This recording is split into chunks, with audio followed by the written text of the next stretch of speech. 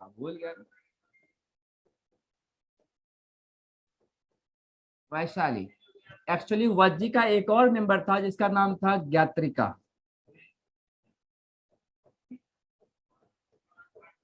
क्या? हाँ, ज्ञात्रिका, राइट। ठीक है। इसका जो हेड था उसका नाम क्या था? Who was the head? Siddharth. कौन? कौन था हेड? कौन सिद्धार्थ? गौतम बुद्ध का नाम भी सिद्धार्थ था, लेकिन वो साक्या क्लन से बिलोंग करते थे, और ये ज्ञात्रिका क्लन से। सिद्धार्थ, ओके। सिद्धार्थ की का जो शादी हुआ, इसका जो शादी हुआ वो किन के साथ हुआ था? लिच्छवी प्रिंसेस।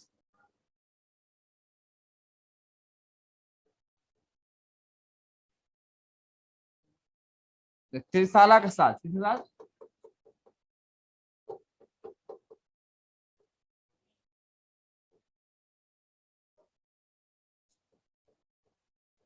त्रिशाला या त्रिशला, सिस्टर ऑफ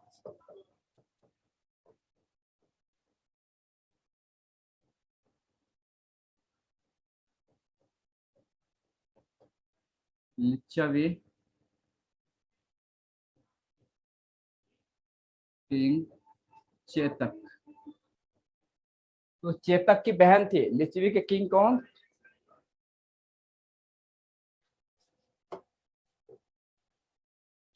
सेम इनका भी एक लड़का हुआ, उस लड़का का नाम क्या रखा? वर्धमान। क्या नाम रखा?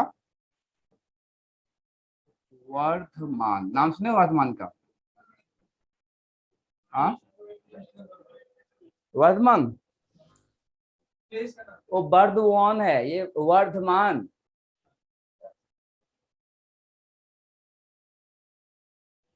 आवाज आ रही है? Vardhaman was name of Mahavira in childhood. Mahavir सुने हो? महावीर का, भगवान महावीर का सुने हो? वो भी नहीं सुने?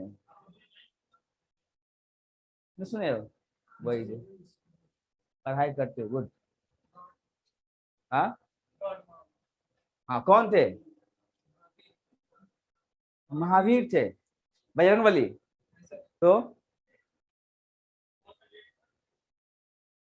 गॉड महावीर, महावीर तो बजरंगबली को ही बोलते हैं।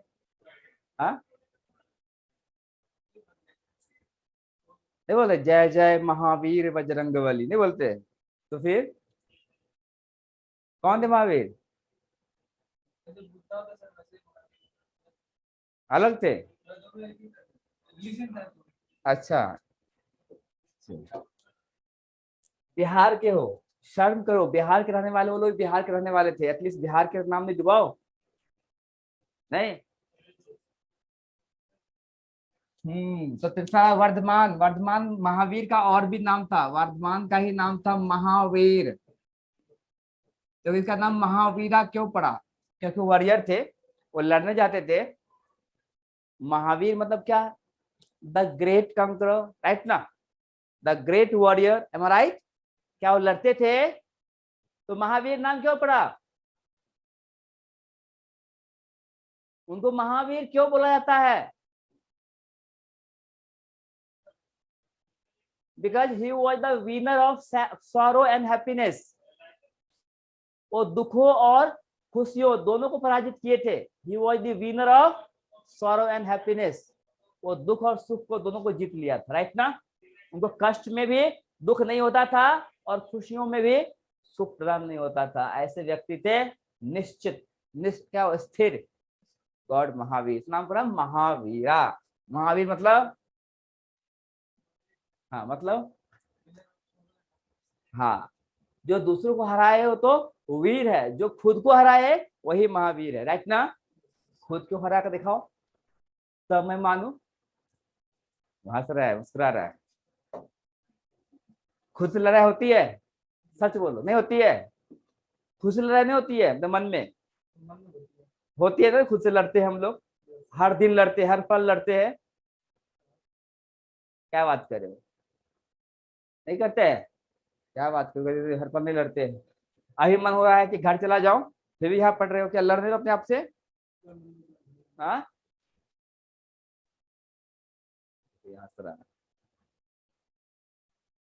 चलिए, तो इनका नाम और भी था नीर ग्रंथ। क्या नाम था?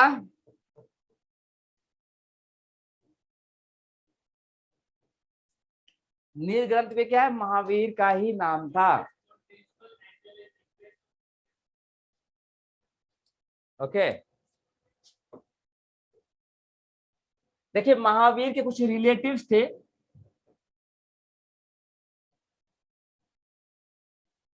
अगर हम बात करेंगे, उनकी माँ तो मालूम है, त्रिशला। उनके पिताजी Siddhartha, Siddhartha was king of Jnatrika, right ना? Jnatrika was one of the member of Vajji Janapada in Bihar.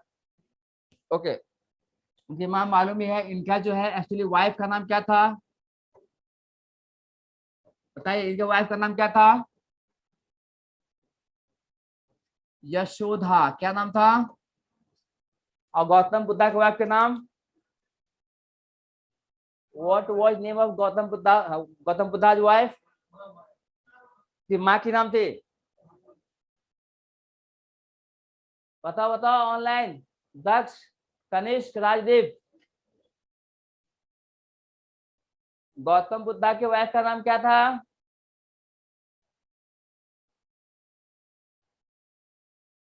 बोलो, आवाज आ रही है सबको? अभिनव, चितवन, दक्ष। Yes sir. क्या नाम था? यशोधरा। क्या बात है, यशोधरा। क्या नाम था? हाँ, ये यशोधरा तो कंफ्यूज मत होना। हाँ, उसकी तो गौतमी महाप्रजापति उनकी मौसी थी, अब बाद में मदर बन गई, फोस्टर मदर। हम किसकी बात कर रहे थे? तो वाइफ क्या, उनको वाइफ तो पाले ही सही बचपन में ऐसा। कितना भी कंफ्यूजन होगा तो लॉजिक लगाओ तो कैसे होगा कि वाइफ। बताओ, कंफ्यूज ठीक है, लेकिन ऐसे कंफ्यूज। चलो, वाइफ हो गया। इनकी एक बेटी थी, कौन थे? क्या नाम था उनका? बेटी का नाम था अनुजा। क्या नाम था? अनुजा प्रियदर्शनी।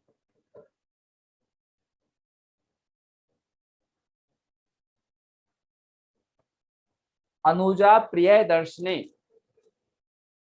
ऑनलाइन दिख रहा है प्रॉपर?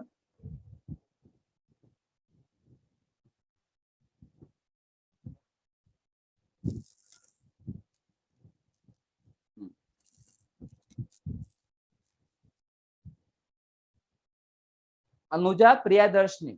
आप लोग को मालूम होना चाहिए कि एक्चुअली इंदिरा गांधी का ओरिजिनल नाम क्या था? प्रियदर्शनी। क्या नाम था? प्रियदर्शनी, इंदिरा गांधी का भी। इनके दामाद थे, सन इन लॉ, उसका नाम क्या था?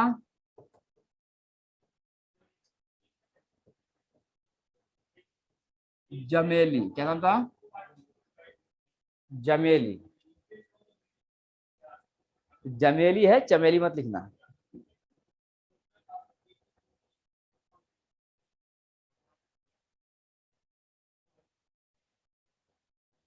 लेकिन अभी तक हम जैन के जिक्र नहीं किए हैं। देखिए,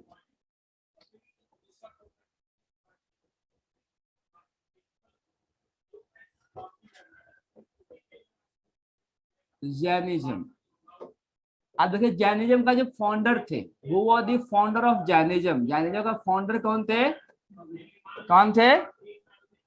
इनके फाउंडर का नाम था ऋषभ देव। क्या नाम था?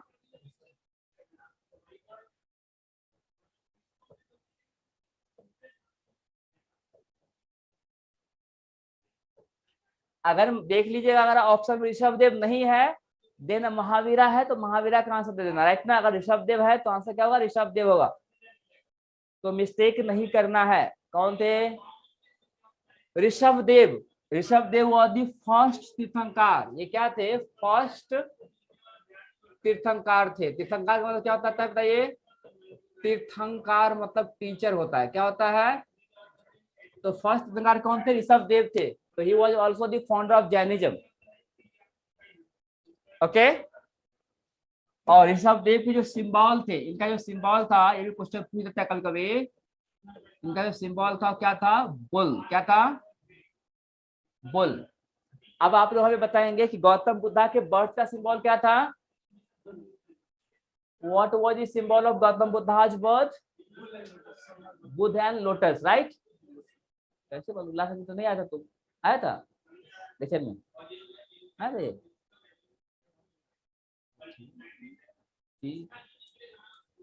पढ़ के आया है चंपकलाल?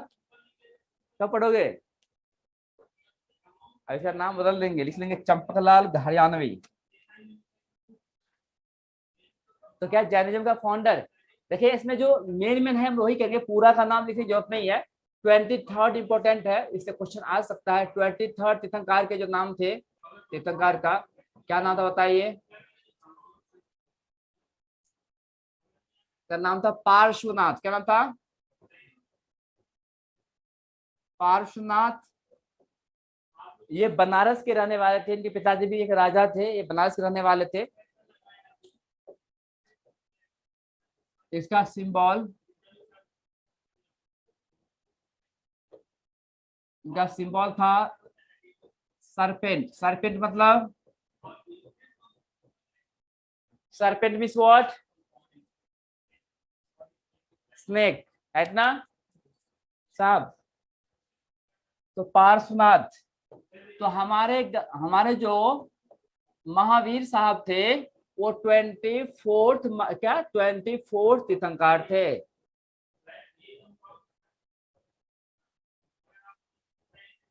कौन थे 24th तीर्थंकर? का नाम क्या था? वर्धमान महावीरा।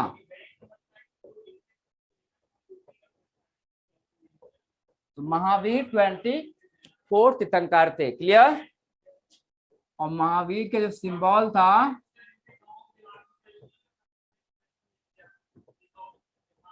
लायन।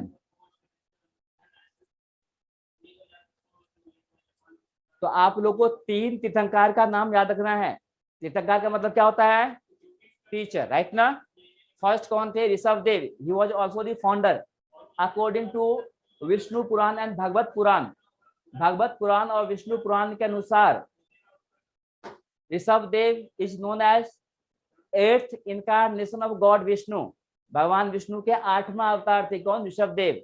भगवान विष्णु के 9वां अवतार थे गौतम बुद्ध। ओके, आई बात समझ में? Okay,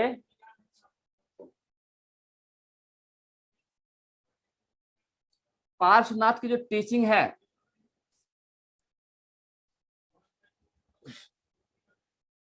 five main teaching of Jainism.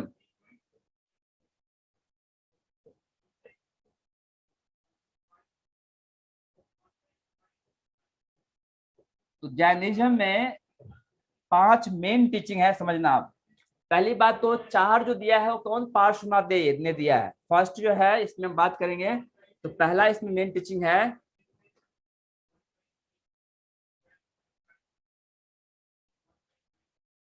एक नॉन वायलेंस।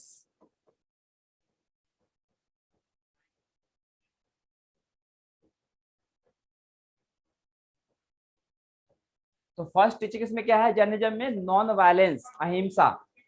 देखो एक्चुअली जैनिज्म में जो है अहिंसा है बहुत एक्सट्रीम लेवल का है। Extreme level in the sense मतलब किसी भी जीव जंतु को नहीं मार सकते हैं।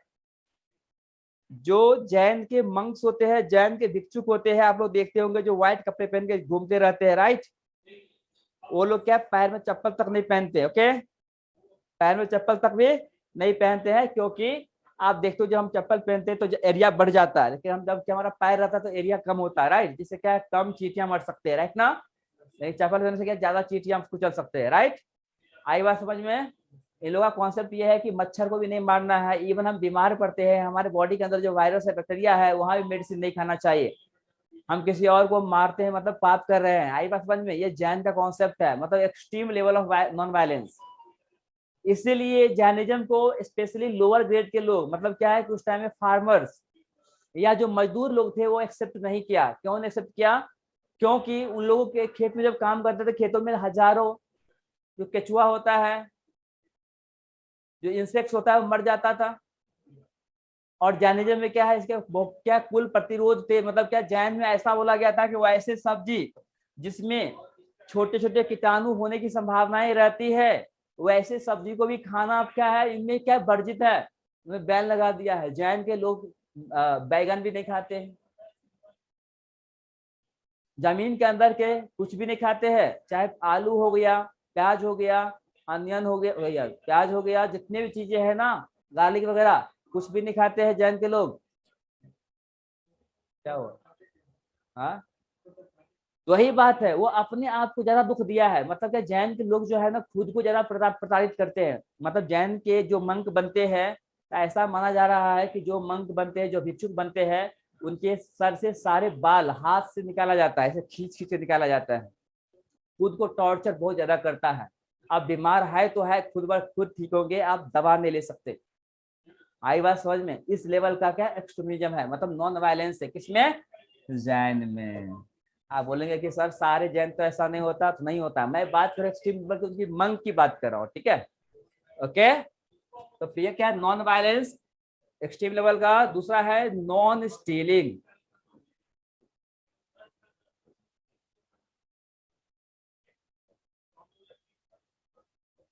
अस्तेय,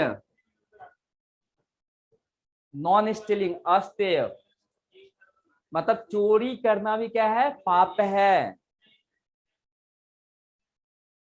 चोरी करना क्या है? पाप है।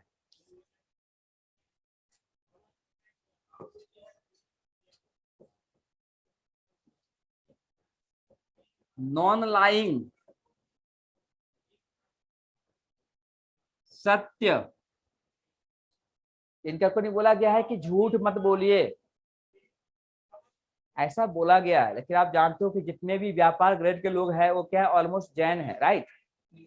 आपको जैन जो है राजस्थान, गुजरात, इस समय बहुत ज्यादा देखने को मिलेंगे। और सबके सब क्या है? आपका ट्रेडर्स है। क्या है? सब बिजनेसमैन है, ट्रेडर्स है, ऑलमोस्ट क्या सब जैन ही है, राइट? हमारे इंडिया में सबसे अमीर कम्युनिटी क्या है? रिच कम्युनिटी जैन है। सबसे लिटरेट भी क्या है? जैन ही है, याद रखना, राइट ना? हाँ। हाँ, तो जैन और पारसी अलग अलग नहीं होता है। पारसी अलग, जैन जो है वो इंडियन रिलीजन है, लेकिन पारसी इंडियन रिलीजन थोड़े है। तो पाए देना, गला सूख गया है,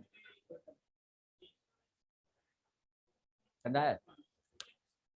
चलो, तो क्या है? Non lying. फोर्थ लिखिए, नॉन पजेशन।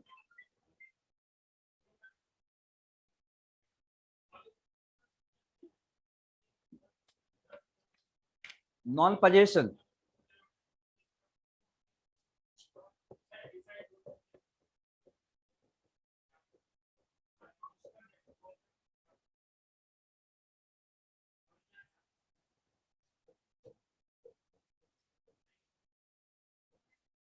अपार गृह। देखिए, इनका मतलब ये होता है कि हमें उतना ही रिसोर्स का इस्तेमाल करना चाहिए जो हमें जरूरत है, राइट? जिसकी जरूरत है। ज्यादा रिसोर्स को जमा करना मतलब दूसरे को तकलीफ देना। इनडायरेक्टली और डायरेक्टली हम किसी और को तकलीफ दे रहे हैं।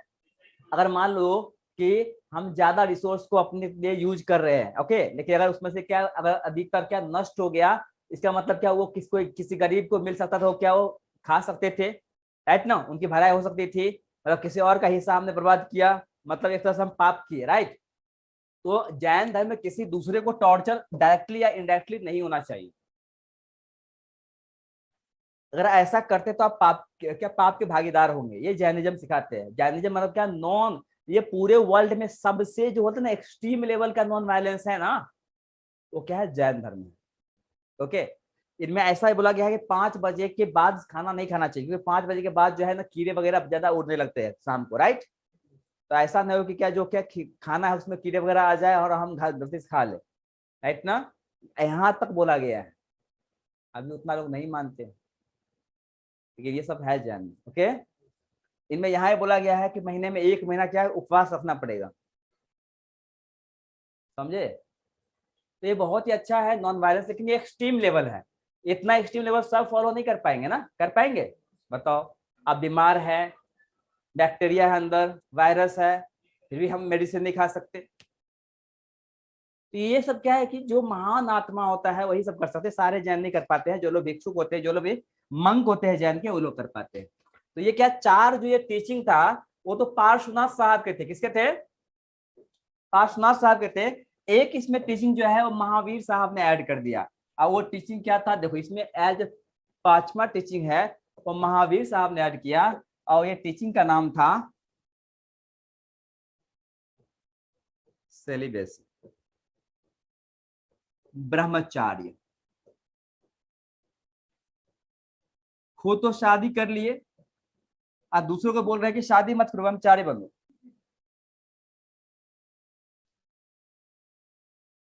क्यों हंस रहे हो?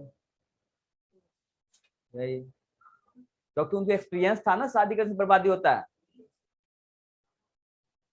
शादी मत करना आप लोग, बोलो ना। वो तो हम हमारे लाइफ का क्या है, सबसे प्रेफरेंस्ड जॉब है, राइट ना, शादी करना। नहीं यस बोल रहे थे, जब होगी तो मालूम पड़ेगा। तो क्या है, 1 2 3 4 5, राइट नहीं, क्या 5 वर्ग है। अब हम बात करते हैं कि जैन के 3 रत्न, त्रिरत्न, 3 जेम्स ऑफ जैनिज्म। बुद्धा के क्या बताइए,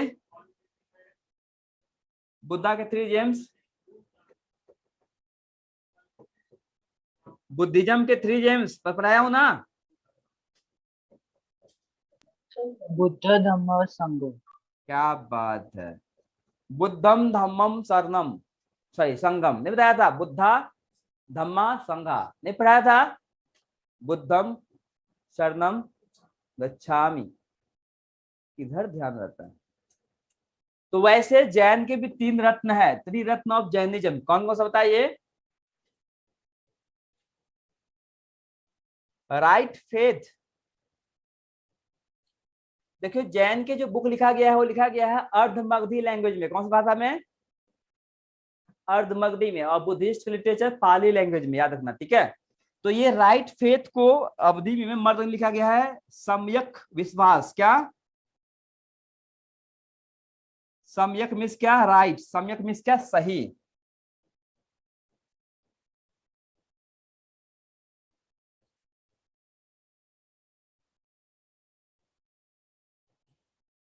दूसरा है राइट कंडक्ट,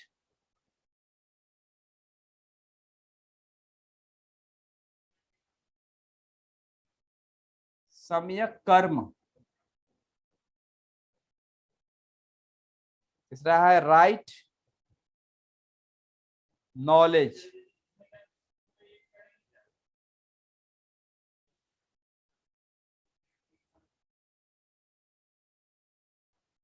सम्यक ज्ञान।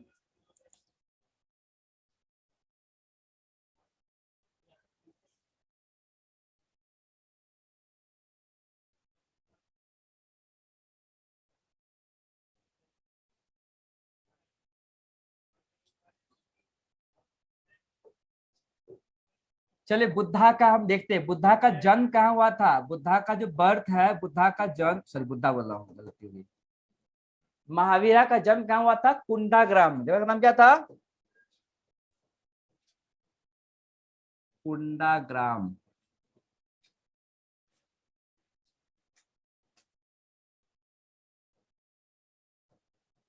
वैशाली।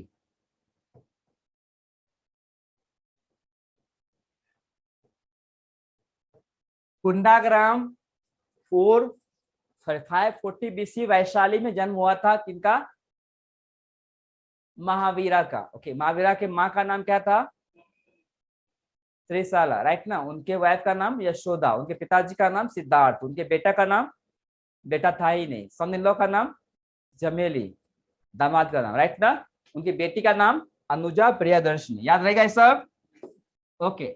जिस तरह से बुद्धा जो है 29 ईयर्स के उम्र में अपने घर को त्याग किए थे, वैसे ही महावीरा जो है 30 ईयर्स की उम्र में अपने घर को छोड़ दिए थे। कितने उम्र में?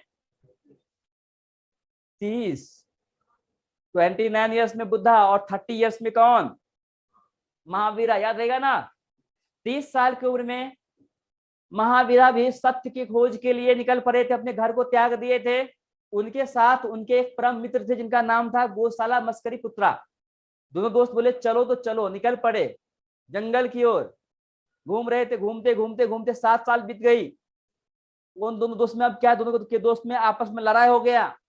गोशाला मस्करी पुत्रा और महावीरा के दोनों के बीच में अब क्या हो गई थी, मनमुटाव हो गई थी, कॉन्फ्लिक्ट हो गई थी। क्यों? क्योंकि दोनों का थॉट अलग अलग था। गोशाला मस्करी पुत्रा का कहना था कि whatever is written in our destiny that should be happen. जो भी हमारे भाग्य में लिखा है वो होकर रहेगा। Whether you do good deed और बैड डीड डजंट मैटर, चाहे आप अच्छे कर्म करो या बुरे कर्म करो, कोई फर्क नहीं पड़ता है। जो भाग्य में लिखा है उसे कोई बदल नहीं सकता। ये कहना तो किसका? गोशाला मस्करी पुत्रा का, राइट ना? किसका? कैसा? गोशाला, पता है गोशाला मस्करी करता है, राइट ना? पुत्रा हो गया क्या? तो गोशाला मस्करी पुत्रा का कॉन्सेप्ट क्या था? फैटलिस्ट का। फैटलिस्ट मतलब क्या? वो फेट पे बिलीव करते थे, नियति पे। क्या?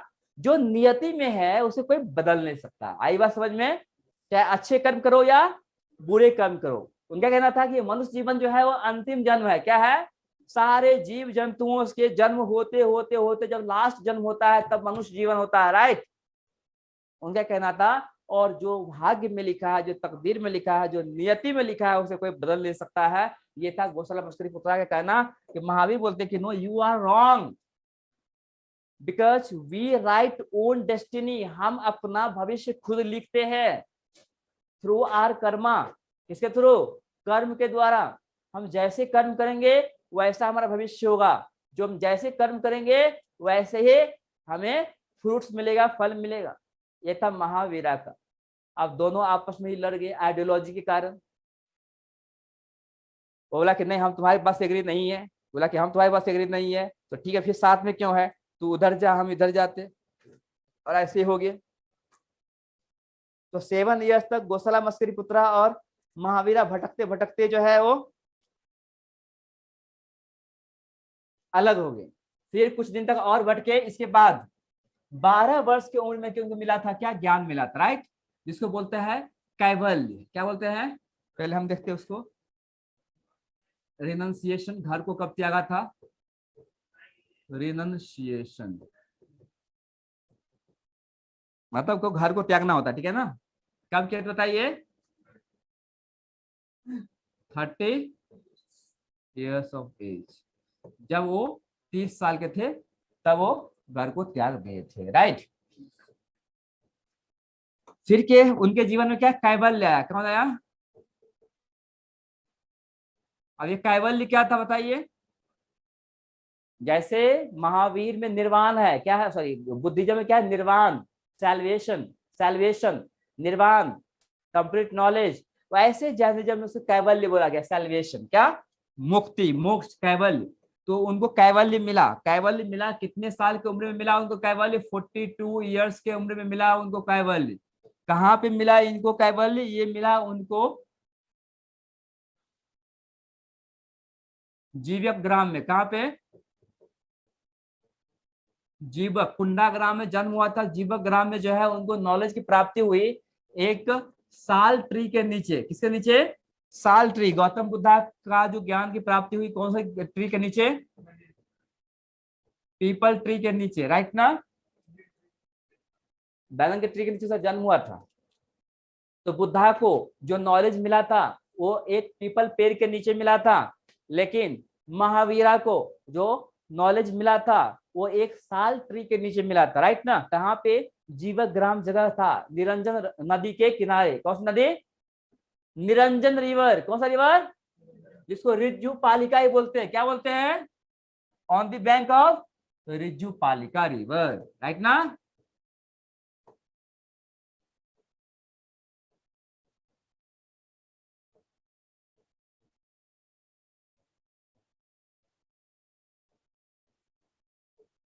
रिज्जू पालिका river is the tributary of Falgu river. एक फाल्गु नदी है। तो रिज्जू पालिका जो है फाल्गु नदी का ही ट्रिब्यूटरी है। निरंजन रिवर भी क्या उसी का ट्रिब्यूटरी है, याद रहेगा। गौतम बुद्धा को ज्ञान की प्राप्ति कौन सी जगह पे हुआ था, कौन सी जगह पे, जगह का नाम बोध गया, कहाँ पे, और इनका जीवक ग्राम याद रहेगा ना, बोलो।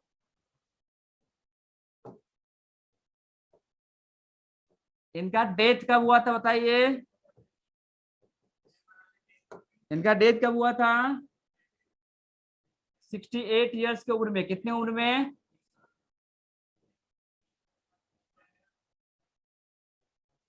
नहीं नहीं 68 नहीं, सॉरी, हाँ 72 ईयर्स की उम्र में, 72 ईयर्स की उम्र में हुआ था, 468 बीसी में हुआ था। ओके हाँ, और ये जगह का नाम क्या था जहां पर उनका डेथ हुआ, जगह का नाम था पावापुरी, क्या नाम था,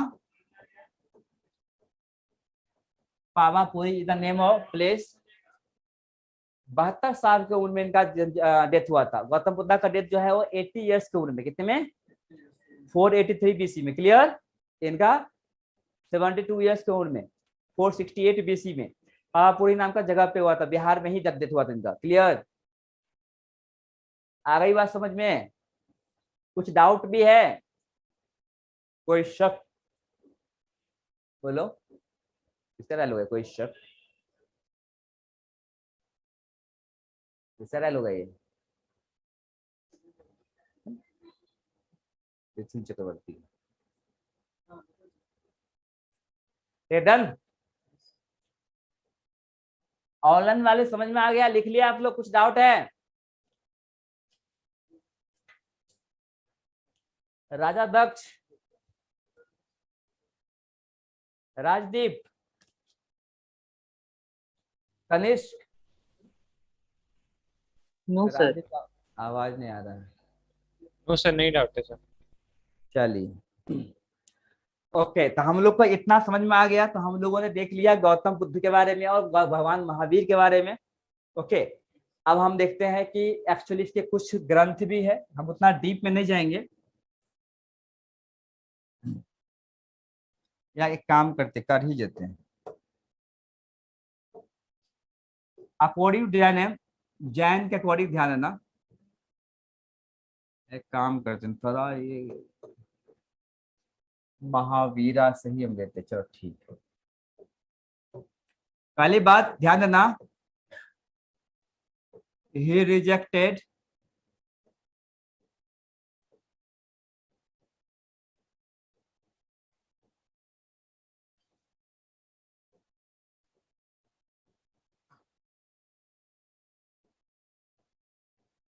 देखो गौतम बुद्धा भी जो है वेद के अथॉरिटी को रिजेक्ट किए थे, और ये भी जो है वेद के अथॉरिटी को रिजेक्ट किए थे, राइट।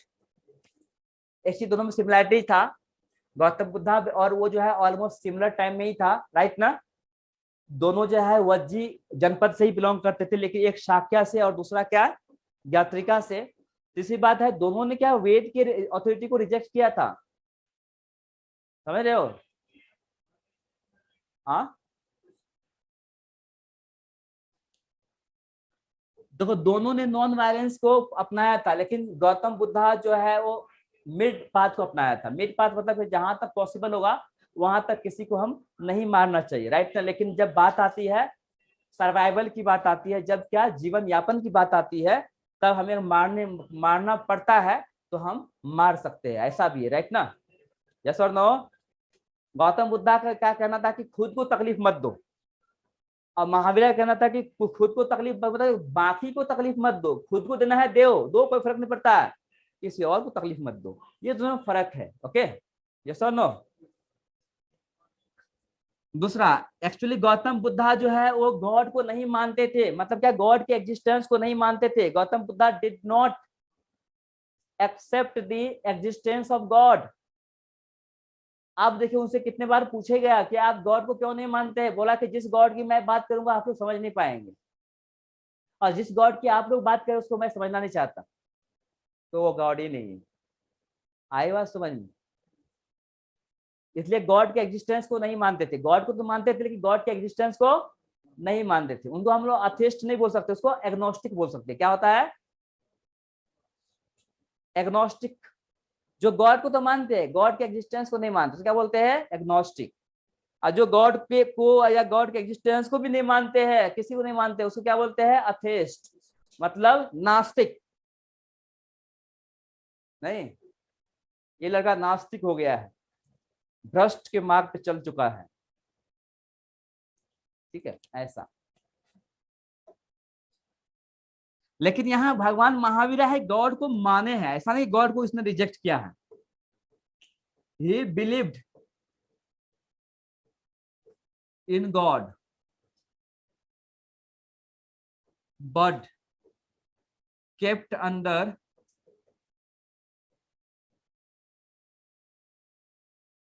तीर्थंकार।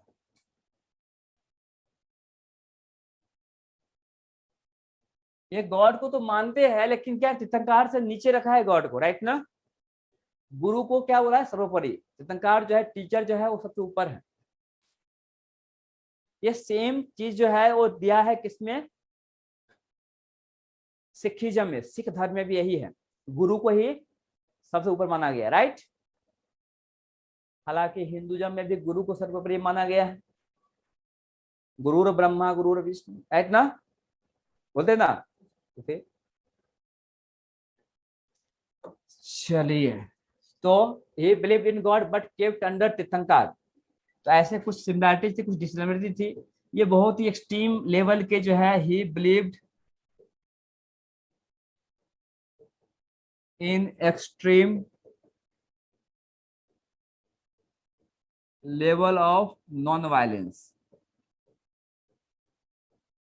हाँ, आप लोगों ने क्वेश्चन पूछा था कि ये फिर खाते क्या थे, जब सब्जियां कुछ खाते ही नहीं थे। उस टाइम में तो इतने प्रकार की सब्जियां होती भी नहीं थी। ओके, जमीन के अंदर की सब्जियां नहीं खा सकते हैं, बैगन नहीं खा सकते हैं, गोभी नहीं खा सकते हैं, तो फिर वो खाते क्या थे?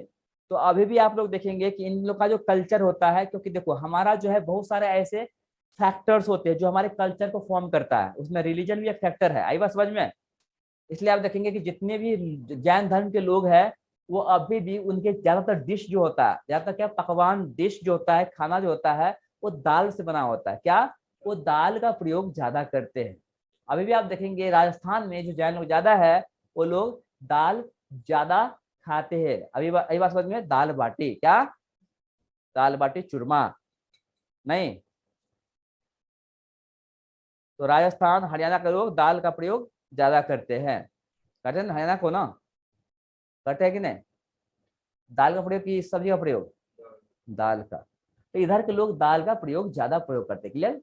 तो दाल में क्या है कि उतने ज्यादा कीड़े मकोड़े होने की संभावनाएं नहीं होती, कम होती, जितना कि सब्जियां में होती है। क्लियर? यस और नो? समझे? कोई जैन भी है इसमें? नहीं, राठौर। ये राठौड़ और राठौर अलग अलग होता है। राजदीप राठौड़ लगा यूपी के, और दीपक राठौड़ तो गुजरात की है। दीपल कब आई? स्टार्टिंग में आई थी। कुछ भी आई थी, अभी आई है। नहीं, झूठी नंबर 1। 15 तक आई थी स्टार्टिंग। अच्छा चलो ठीक है, कुछ डाउट है? चलिए, इतना क्लियर। चलिए, अब हम बात करेंगे इनके लिटरेचर की। इनकी जो लिटरेचर है,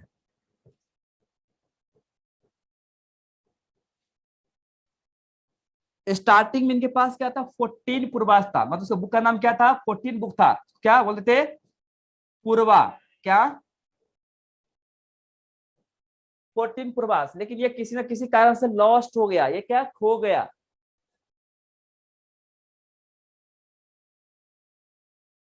तो इसके बाद की जो लिटरेचर है, अंगा, 12 बुक जो है इसका अंगा है।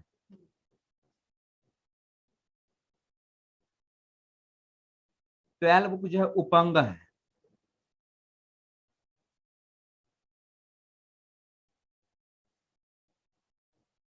चूड़िनी है, मूल सूत्रा है, भगवती सूत्रा है,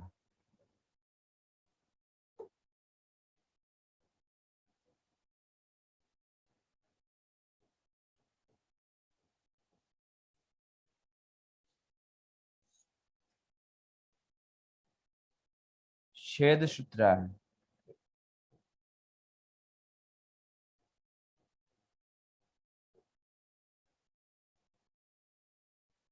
ओके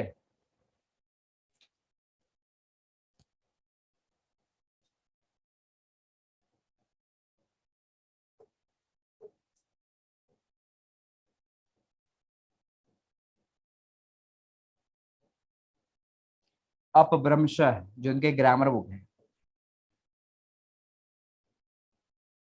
तो देखो जितने भी जैन धर्म को जो बुक लिखा गया है बेसिकली ये कौन सी भाषा में लिखा गया है? अर्ध मगधी लैंग्वेज में। कौन सी भाषा में? अर्ध मगधी लैंग्वेज।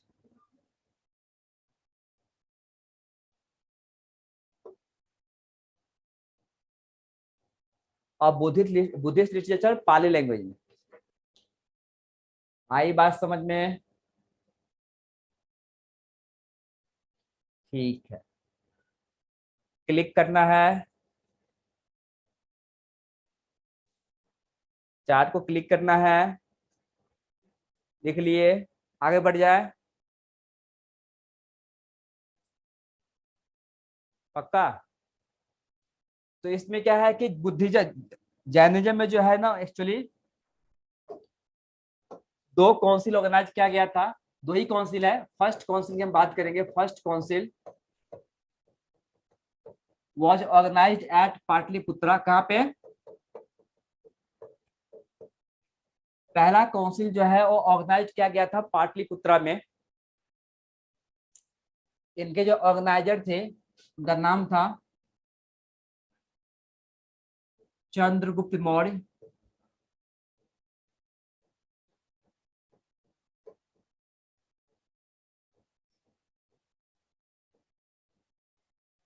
चंद्रगुप्त मौर्य नाम सुना होगा।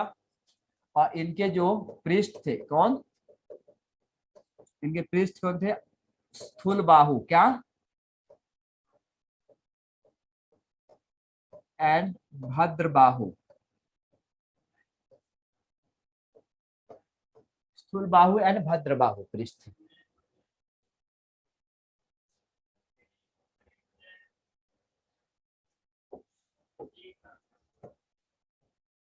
सेकेंड काउंसिल ये हुआ था गुजरात में, वल्लभी में। कब हुआ था? वल्लभी। ये हुआ था अराउंड 300 BC और ये हुआ था आपको 6th सेंचुरी एडी के आसपास। तो वल्लभी में हुआ था। इसको करवाने वाला था देवर्षि। कौन नाम था? देवर्षि राज। और यहाँ पे क्या है कि सारे ऑल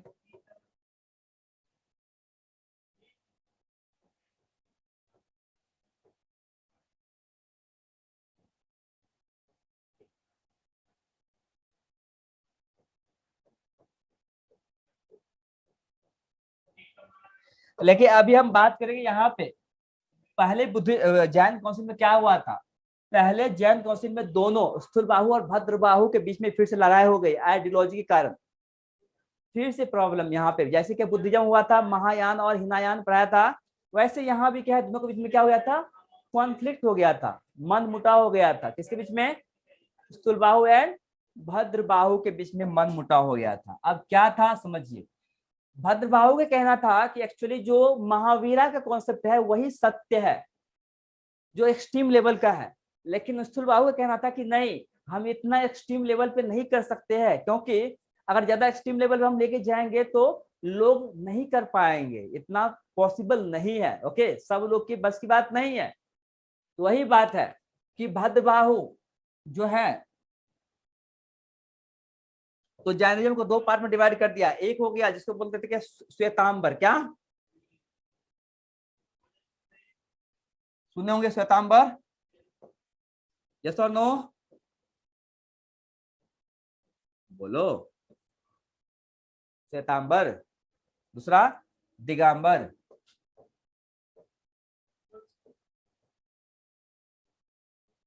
क्या होता है दिगंबर? मतलब जैनिज्म जो है दो सेक्ट में डिवाइडेड है, श्वेतांबर एंड दिगंबर। बोलो बोलो बोलो। श्वेतांबर मतलब जो स्थूल बाहु को फॉलो करने वाले और भद्र बाहु को फॉलो करने वाले दिगंबर। इनका जो श्वेतांबर कॉन्सेप्ट था वो पार्श्वनाथ के कॉन्सेप्ट पे, किस पे? पार्श्वनाथ ने बोला था, उनके कॉन्सेप्ट पे दिगंबर जो है वो महावीर।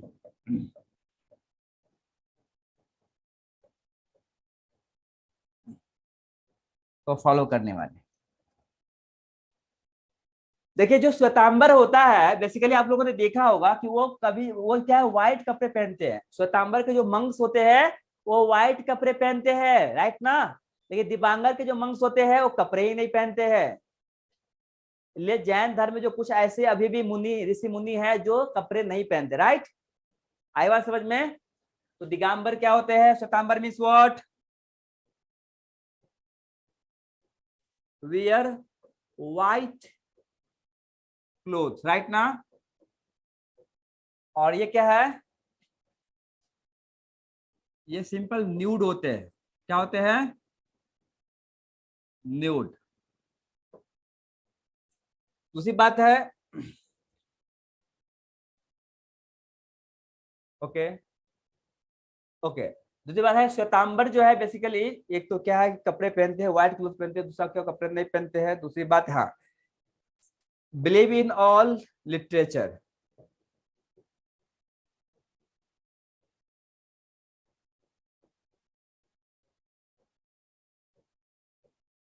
ये क्या है, किसी लिटरेचर पर बिलीव नहीं करता है, ओके।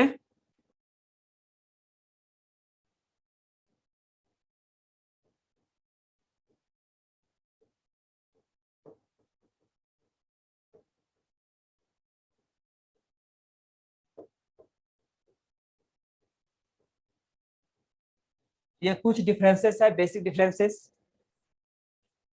जैन धर्म में भी।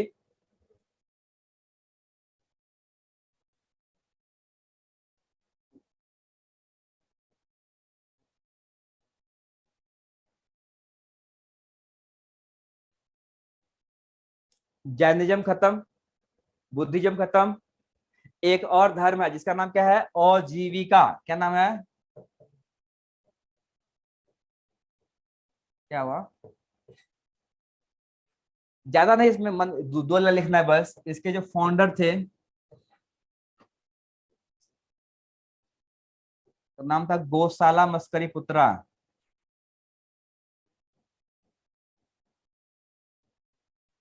कौन है पता सब चल गया हुआ, राइट। गौतम बुद्धा के, सॉरी, महावीरा के दोस्त, राइट।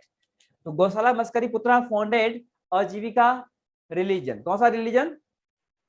ये ज्यादा स्प्रेड नहीं हुआ, ये बहुत ही ज्यादा स्ट्रिक्टेड था, इतना स्ट्रिक्ट था इसमें कि लोग फॉलो ही नहीं कर पाते थे। ओके, इनका कहना था कि अच्छी कर्म करो या बुरे कर्म करो, मतलब ये जिस तक क्या डिपेंड्स ऑन फेट। किस पे था? सिंपल लिख लो, डिपेंड्स ऑन नियति। क्या? ये नियति पे डिपेंड्स होता था, मतलब क्या, फेटलिस्ट थे, फेट पे डिपेंड करते थे। फेट मतलब नियति, डेस्टिनी, राइट। अच्छे कर्म करो या बुरे कर्म करो, कोई फर्क नहीं पड़ने वाला है, जो नियति में लिखा है उसे कोई मिटा नहीं सकता, और नहीं लिखा है तो हमें हटा नहीं सकता। अरे वाह, ये तो डायलॉग है फिल्मों की ना। साउथ इंडिया वैसे होता है फिल्म डायलॉग। चलो डन। क्यों बता दिया हूं ये याद रखना। आजीविका धर्म को एक राजा ने अपनाया था, उस राजा का नाम क्या था? बिंदुसार। क्या नाम था? बिंदुसार। बिंदुसार जो है अशोक सम्राट के पिताजी का नाम था, बिंदुसार। आई बात समझ में? तो बिंदुसार कौन सा धर्म को अपनाया था? आजीविका को। चंद्रगुप्त मौर्य जो है वो जैन को अपनाया था, और अशोका बुद्धिज्म को अपनाया था। ओके, क्या हुआ? तो ये सब हिंदू ही है, इसमें कोई फर्क नहीं। देखो यही बात है, अगर हम बात करें धर्म की, तो अगर धर्म जो है अगर देखा जाए तो वो भी हिंदू ही है, ओके। लेकिन उसका पंथ अलग अलग हो गया। क्या हो गया? पंथ मतलब क्या? वे ऑफ लाइफ बदल गई है। क्या? वे ऑफ लाइफ चेंज हो गया, ओके। तो इसमें क्या, कौन सी नई बात है? अच्छा लाइफ बना लिया। अगर मान लो एग्जाम्पल के लिए मैं एक फैमिली से बिलोंग कर रहा हूँ, हमारे फैमिली कंडीशन अगर खराब है तो मैं फैमिली से अलग हो गया और एक अपना रास्ता तैयार कर लिया ताकि हम हमेशा खुश रहे, तो क्या हो गया, हमारा जीवन स्टाइल बदल गई ना, जीने की शैली बदल गई। और जीवन जीने की शैली को ही क्या बोला, धर्म बोला गया है या पंथ बोला गया है, राइट ना। Way of life, religion is way of life, क्या है, वे ऑफ लाइफ। ठीक, चलिए तो अब हमारा ये हो गया, आगे बढ़े। मैंने आप लोगों को बताया था लास्ट लेक्चर में कि किस तरह से भीमबिसार ने मगध का नींव रखा था। कौन, भीमबिसार ने मगध का नींव रखा था, अजातशत्रु ने उसको और आगे बढ़ाया था, उदयन ने पाटलिपुत्र बनाया था। मतलब इन शॉर्ट हर्यंक डायनेस्टी ने मगध का नींव रखा था और आसपास के एरिया को ऑक्यूपाई किया था। शिशुनाग ने एक एम्पायर का नींव रखा था, किसका, और महापद्म नंद ने वो सपना दिखाया था कि एम्पायर भारत बस बन सकता है,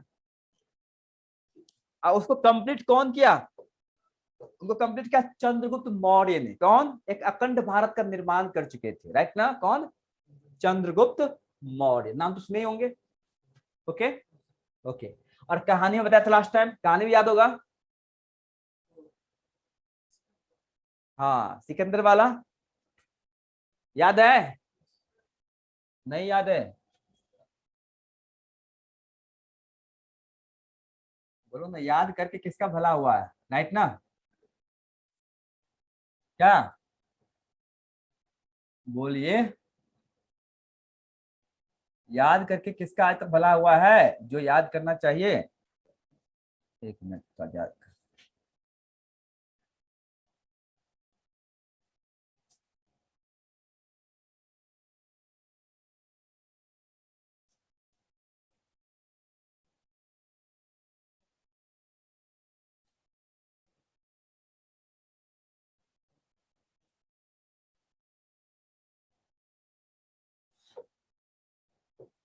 ठीक है।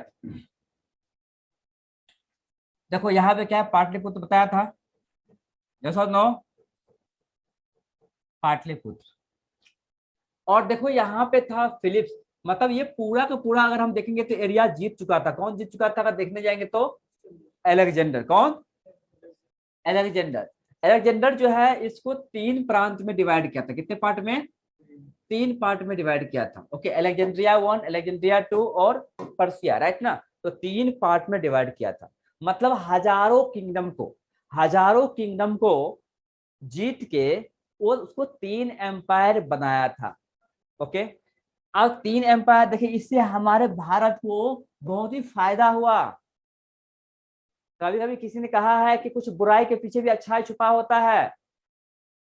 वो इंडिया पर अटैक किया, लेकिन इंडिया के साथ जो है एक अच्छा रिलेशन हो गया, क्योंकि यूरोप और इंडिया के बीच में अभी ट्रेड एस्टेब्लिश्ड हो गया, बहुत सारे सिल्क रूट और कॉटन रूट स्टार्ट हो गया, कॉटन और सिल्क की ट्रेडिंग होना स्टार्ट हो गया। आई बात समझ में, ये समझा।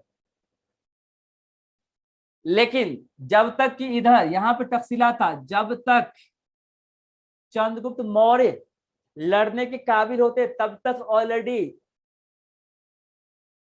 अलेक्जेंडर इंडिया से प्रस्थान कर चुके थे, सिकंदर भारत से प्रस्थान कर चुके थे, राइट ना। वो यहाँ पे जगह का नाम है बेबीलोन, क्या नाम है, बेबीलोन, या वहां पे गए और क्या हो गए, टपक गए, क्या हो गए, क्या हो गए, 323 बीसी में ही मर गए। ओके, अब जो चंद्रगुप्त मौर्य तैयार था, उनको अब लड़ना था, किसके साथ लड़े, और वहां पे याद करो जब अलेक्जेंडर आया था, चाणक्य जो है वो गया इनसे हेल्प मांगने के लिए, मगध के राजा धनानंद ने उनको बेइज्जत किया और वहां से निकाल दिया, याद है ना। तो अब जो है यहाँ पे अभी इनका लक्ष्य हो गया कि हम इसको ही हराएंगे। अब जो है ये बार बार इसको अटैक करता था, क्योंकि धनानंद के टाइम में जो है वो मगध इतना ही बड़ा नहीं था, इसका जो है इसके टाइम पे मगध जो है वो बहुत बड़ा हो चुका था, मगध जो है ऑलमोस्ट ये पार्ट हो चुका था, समझ में आया। इतने बड़े पार्ट को हराना इतना आसान नहीं है, मगध को हराना। तो कलिंगा जीत चुका था, कलिंगा जीत चुका था, कोसला जीत चुका था, याद है ना, बताया था, अवंती जीत चुका था, याद है ना। तो ये सब क्या बहुत बड़ा उसका साम्राज्य बन गया था ऑलरेडी महापद्म नंद के टाइम में, इसको हराना इतना आसान नहीं था। तो फाइनली ये अटैक करता था इस पे। तो याद होगा बताया था कि रेसलिंग हुआ था, गेम हुआ था, उस गेम में जो है वो चंद्रगुप्त मौर्य जीत गया और वो हार गया, और इस तरह से जो है अब मगध का राजा कौन बन गया? चंद्रगुप्त मौर्य। लेकिन मगध को क्या है, उनको पहले आर्मी स्टैब्लिशमेंट के लिए वो पहले सेल्कस निकेटर को हराया था। अलेक्जेंडर के उत्तराधिकार जिसका नाम क्या था, सेल्कस निकेटर, उनको हराने के बाद 323 बीसी में ही हराया था। ये पार्ट जो है पहले उसने जीता था। ये पार्ट जीतने के बाद ये अपना आर्मी सिस्टम स्टैब्लिश किया था। कौन? चंद्रगुप्त मौर्य। ऑलरेडी ये पार्ट जीत चुका था और अभी इसको हराया है, मतलब आप समझ सकते हो कि ये पूरा पार्ट जीत गया है। अगर हम देखते जाएंगे तो ये पूरा पार्ट जीत चुका था। ओके, इसके बाद फिर से लड़ाई हुई थी 305 में सेल्कस निकेटर के साथ, और ये पार्ट भी जीत चुका था। वो जीतने के लिए यहां तक भी चला जाता लेकिन उसने माफ कर दिया, और वहां पे क्या है, मैट्रिमोनियल अलायंसेस कर लिया और सेल्कस निकेटर की बेटी हेलेना से शादी कर लिया। किसके साथ कर लिया? सेल्कस निकेटर की बेटी हेलेना से शादी कर लिया। कौन? चंद्रगुप्त मौर्य। ये समझना। कब शादी किया था? तो लिखिए, कुछ पॉइंट लिख लीजिए आप लोग। Chandragupta Maurya defeated Dhanananda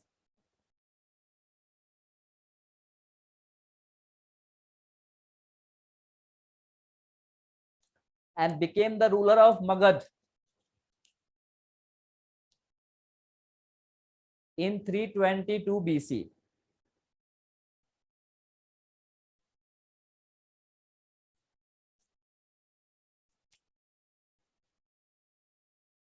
Okay.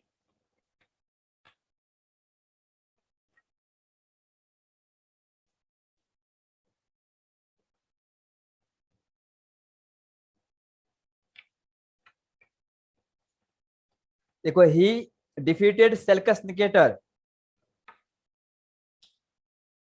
Seleucus, Seleucus, right now? Seleucus Nicator, Nicator, Nicator, right now? Seleucus, he defeated Seleucus Nicator twice. दो बार हराया था। एक बार कितना? 323 बीसी में और दूसरा 305 बीसी में। क्लियर?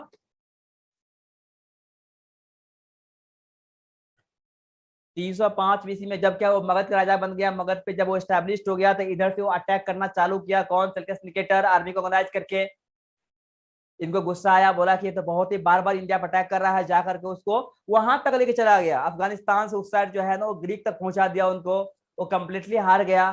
तो चाणक्य ने सोचा कि ये बार बार अटैक करता है, कुछ ना कुछ तो काम करना पड़ेगा, क्योंकि अगर वहां पे हम मगध में एडमिनिस्ट्रेशन में बिजी रहेंगे तो यहाँ पे वो अटैक करेगा। उनके पास तो कुछ भी नहीं है, भिखारी है। तो क्या जो भूखा होता है, नंगा होता है, क्या वो अटैक करता ही है अपने पेट के कारण। तो क्यों ना कुछ किया जाए। चाणक्य ने अपना दिमाग से बोला, एक काम करो सेल्कस निकेटर, तुम हार गए हो और तुम अपने बेटी की शादी इनको से करो।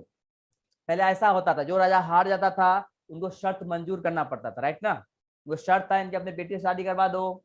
वो ना चाहते हुए अपनी बेटी हेलेना से शादी करना पड़ा। किनके साथ? चंद्रगुप्त मौर्य के साथ। यस और नो? तो बोला कि ठीक है मैं शादी करवा देता हूँ, लेकिन मुझे दहेज चाहिए। उल्टा दहेज, दहेज किसे मिलता है? लड़की को, लड़का को ना, वर को मिलता है ना। या वधु को दहेज मिला, मतलब उनके पिताजी को मिला कितने? 500 हाथियां। बोला कि मुझे 500 हाथियां दो, क्योंकि जब हम इंडिया पर अटैक किए थे अलेक्जेंडर के साथ, तब हाथी जो भूचाल मचाया था, भौकाल मचाया था, वो कुछ अलग ही दृश्य था। हमें इंडिया की तरफ अटैक नहीं करेंगे, हम पूरे यूरोप को जीतेंगे। और यूरोप में हाथी नहीं है, और हाथी का जो इंपोर्टेंस बहुत ज्यादा है वॉर में। तो हमें 500 हाथी दीजिए, हम अपनी बेटी आपको दे देंगे। बोला ठीक है तथास्तु। फिर क्या हो गया? शादी हो गई या उल्टा दहेज मिल गया? किसको? निकेटर को। निकेटर को के बेटी को। ओके, तो क्या मिला उसको? 500 हाथियां मिला। ओके, याद रहेगा। चलो, इसके बाद से वो इंडिया पर अटैक नहीं किया, लेकिन सेल्कस निकेटर अपने एक एम्बेसडर को इंडिया भेज दिया। उस एम्बेसडर का नाम था मेगास्थनीज। क्या नाम था?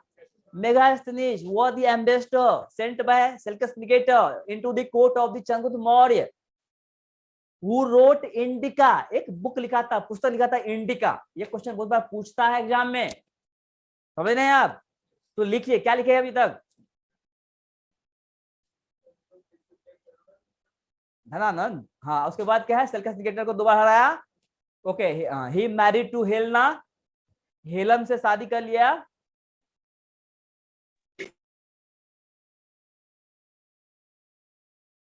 ओके,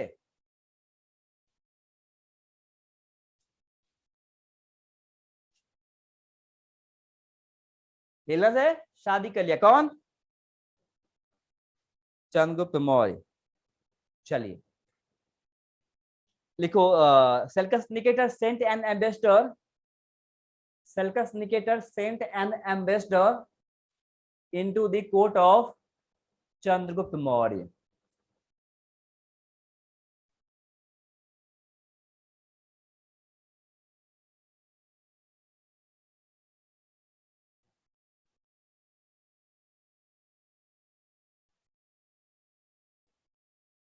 चंद्रगुप्त मौर्य। अब इसने एक बुक लिखा था, क्या लिखा था बुक का नाम, इंडिका। चलिए मैं एक चीज और बता देता हूं आपको कि चंद्रगुप्त मौर्य जो मौर्य डायनेस्टी है उसके बारे में अभी भी क्या बहुत सारा सस्पिशन है। बहुत सारे सस्पिशन क्या है कि कुछ लिटरेचर कुछ और बोलता है, कुछ लिटरेचर कुछ और बोलता है। आई बस समझ में, कैसे जैन लिटरेचर का कहना है, जैन जो धर्म के जो ग्रंथ है उनका कहना है कि चंद्रगुप्त मौर्य वो पिकॉक ट्राइब के, एक मोर को पालने वाला एक ट्राइब होता था, जनजाति होता था, उससे बिलोंग करते थे। आज जब वो राज तरंगिणी गेम खेल रहे थे तब उस पे नजर पड़ गया चाणक्य को, और चाणक्य ने देखा कि इतना ब्रिलियंट स्टूडेंट है, इतना ब्रिलियंट है, ये भारत के लिए कुछ करेगा, और वो वहां से लेकर के चला गया तक्षशिला और वहां पे उनको पढ़ाया लिखाया। वही बुद्धिज्म बोलते हैं कि ही वॉज अ क्षत्रिय, वो क्या थे, क्षत्रिय थे।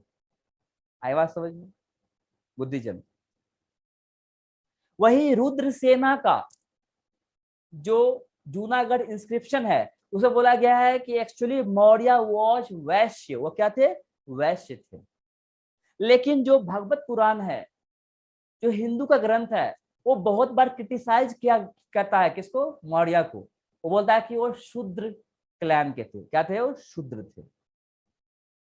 लेकिन वही विशाखा दत्त का एक बुक है मुद्रा राक्षस, उनके अकॉर्डिंग बोला गया है कि ही वॉज फ्रॉम द कुलीन फैमिली। क्या कुलीन मतलब हीन फैमिली, छोटे फैमिली। बोलते हैं कि उनकी माँ जो है वो नंद डायनेस्टी में एक कोर्टसेन का काम करती थी। कोर्टसेन मतलब दासी का काम करती थी, राइट ना, ऐसा माना जा रहा है।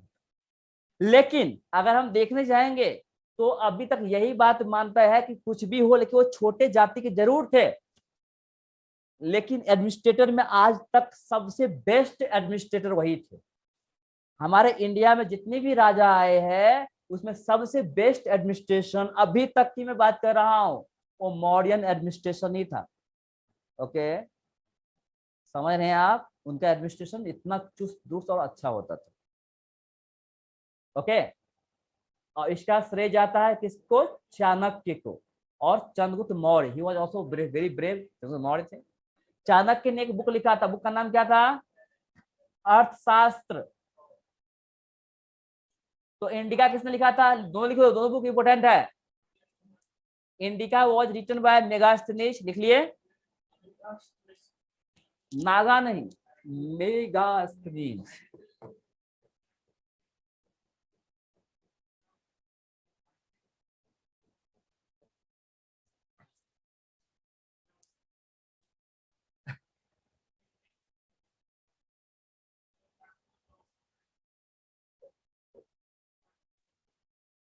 अगर हम कुछ बात करें इंडिका, जो इंडिका बुक था वो इंडिया के बारे में लिखा गया है। इन्होंने कुछ चीजें ऐसा लिखा है कि जो हजम नहीं होती। पहली बात, इन्होंने ये बोला कि इंडिया में है नो स्लेवरी सिस्टम, इंडिया में जो है स्लेव्स नहीं है। क्या है, नहीं है, स्लेवरी सिस्टम। सर एक बार सर ये कॉन्सेप्ट दोबारा बता दीजिए सर, वो मैप वाला। कौन सा कॉन्सेप्ट, मैप वाला सर, जो आपने मैप में समझाया था। मैप। हाँ सर। ये कुछ नहीं, मैं सिर्फ ये बताया हूँ कि ये पार्ट जो है ना चंद्रगुप्त मौर्य ने जीता था, ये पार्ट यहाँ से यहाँ तक। ये पार्ट, ठीक है, ओके सर। ये बता रहा था मैं। Okay sir. ठीक है, और ये तो बताया था कि अलेक्जेंडर ने जीता था, उसको 3 पार्ट में डिवाइड किया था, ये ठीक है ना। तो अलेक्जेंडर ओके के सर। बहुत सारे पार्ट को जो है चंद्रगुप्त मौर्य ने जीता था। क्लियर? Okay sir.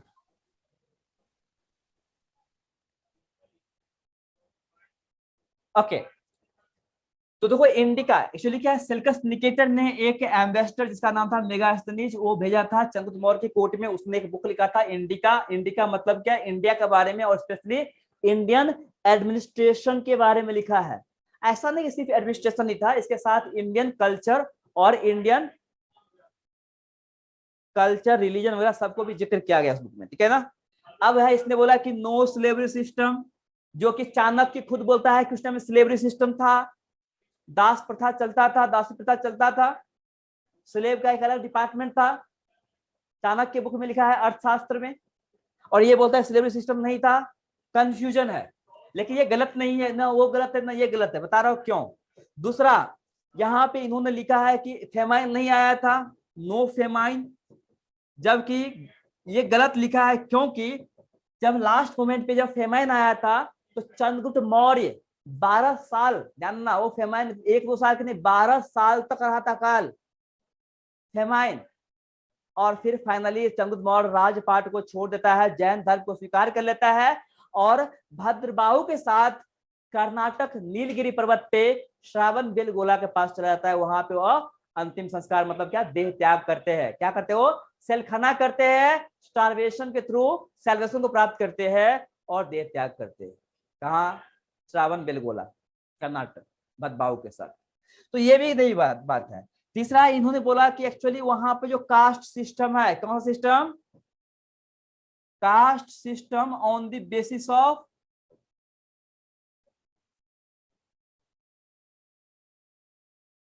ऑक्यूपेशन। क्या था, ये 3 पॉइंट याद रखना, इसे क्वेश्चन पूछता है इसलिए बता देता हूं आपको कि ऑक्यूपेशन के आधार पे, अगर मतलब क्या, जो लोहा का काम कर रहा है वो लोहार है, जो सोना का काम कर रहा है वो सोनार है, जो लकड़ी का काम कर रहा है वो बढ़ई है, कारपेंटर है, राइट ना, और जो बाल काटने का काम कर रहा है वो बार्बर है, राइट ना। तो इसके आधार पे जो है बनाया गया, ये सेल्कस निकेटर इनके इंडिका में लिखा गया बुक। आप देखो ऐसा क्या है कि ये कंट्रोवर्सी है। जब स्लेवरी सिस्टम था तो इन्होंने ऐसा क्यों लिखा, क्योंकि यूरोप के स्लेवरी सिस्टम में और इंडिया के स्लेवरी सिस्टम में बहुत ही अंतर था, बहुत डिफरेंसेस था। यूरोप के स्लेव्स मतलब जस्ट लाइक एन एनिमल, पशु जैसे बिहेव करते थे उनके साथ। पशु के साथ कैसे बिहेव किया जाता है, उनको बांध के रखो कड़ी में, रस्सी में, राइट, उसे काम करो फिर बांध के रखो, वैसे बिहेव करते थे किसके साथ, यूरोप में स्लेव्स के साथ। लेकिन इंडिया में ऐसा नहीं था, स्पेशली मौर्य टाइम में। मौर्य टाइम में शूद्र और वुमन की पोजीशन जो है थोड़ा अपलिफ्ट हुआ था, उनको बढ़ाया गया था, याद रखना। मौर्य, ये भी क्वेश्चन कभी पूछता है कॉन्सेप्चुअल क्वेश्चन, मौर्य पीरियड में शूद्र का पोजीशन को ऊपर किया गया था, राजा ने उनकी पोजीशन को ऊपर किया था, और वुमन के पोजीशन भी अपलिफ्ट हुआ था।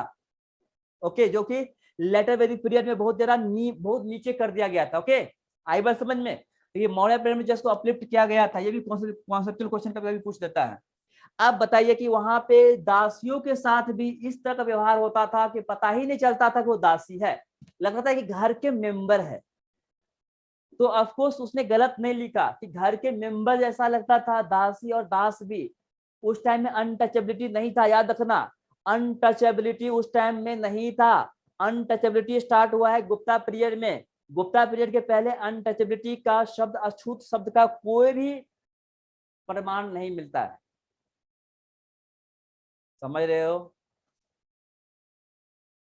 इसलिए क्या है कि स्लेवरी सिस्टम नहीं, उनको पता चला कि वो स्लेव्स है, उनको पता कि सब एक साथ खाना खा रहा है, फूड शेयर कर रहा है, सब जो है सारे महोत्सव में, उत्सव में पार्टिसिपेट कर रहा है। तो यहाँ पर स्लेव्स दिखता ही नहीं, राइट ना, इसलिए उसने जिक्र नहीं किया। एक दूसरी बात, चंद्रगुप्त मौर्य जब राजा बना तो उन्होंने प्रजा को बोला कि हम आपसे अनाज नहीं लेंगे, हम टैक्स जरूर लेंगे, लेकिन आपके काम करने के बाद वो जब राजा बना वो सबसे पहले इरिगेशन सिस्टम को स्ट्रॉन्ग किया, सिंचाई की व्यवस्था को अच्छा बनाया, और वो सिंचाई की व्यवस्था से जो है बोला कि हमारा जितना खर्च है उसका वो टैक्स आप लोग पे करेंगे, राइट ना। तो वाटर टैक्स इंपोज किए, फिर भी जनता बहुत खुश थे।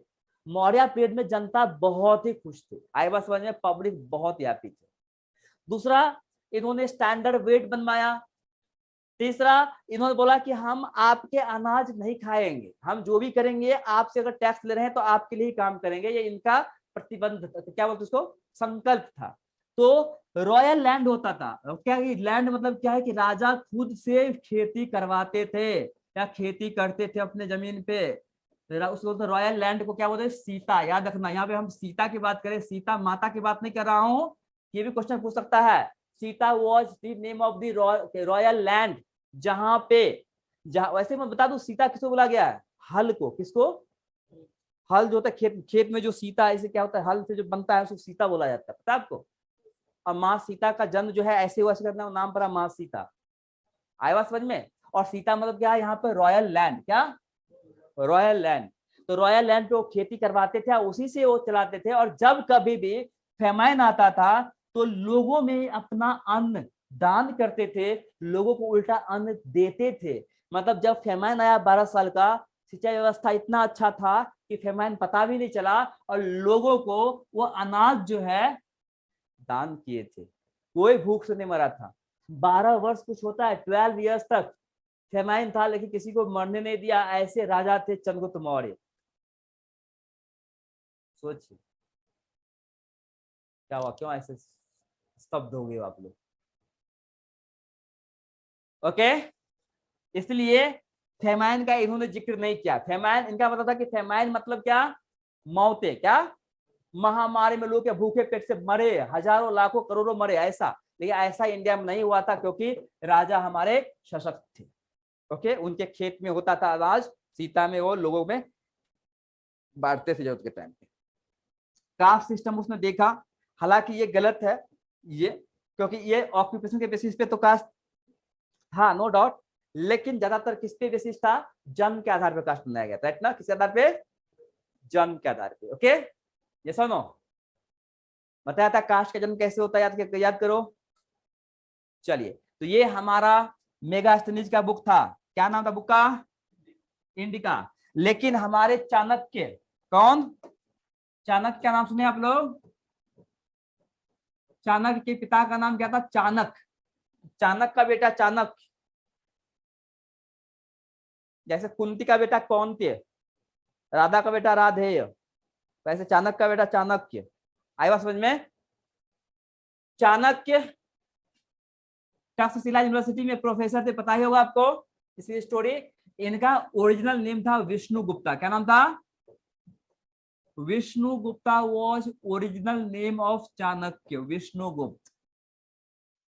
लेकिन इनको कौटल्य भी बोला जाता है, कौटल्य, क्योंकि वो कूटनीति में बहुत ही एक्सपर्ट थे, राइट। नहीं, वो सो एक्सपर्ट इन डिप्लोमेसी, किसमें, डिप्लोमेसी में, कूटनीति में बहुत ही एक्सपर्ट थे, दैट इज व्हाई उसको कौटल्य भी बोला जाता है। किनको, चाणक्य को। इन्होंने एक पुस्तक लिखा, बुक का नाम क्या था, अर्थशास्त्र, क्या था, बोलिए, अर्थशास्त्र एक एडमिनिस्ट्रेटिव बुक था, क्या था,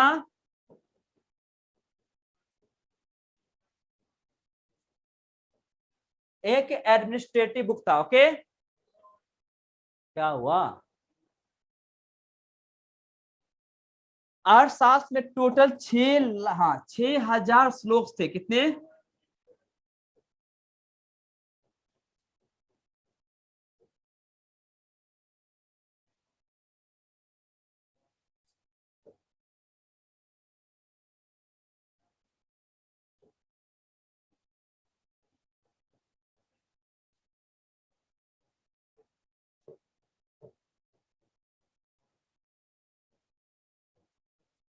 चलिए ये लिख लीजिए, हम आगे बढ़ते हैं।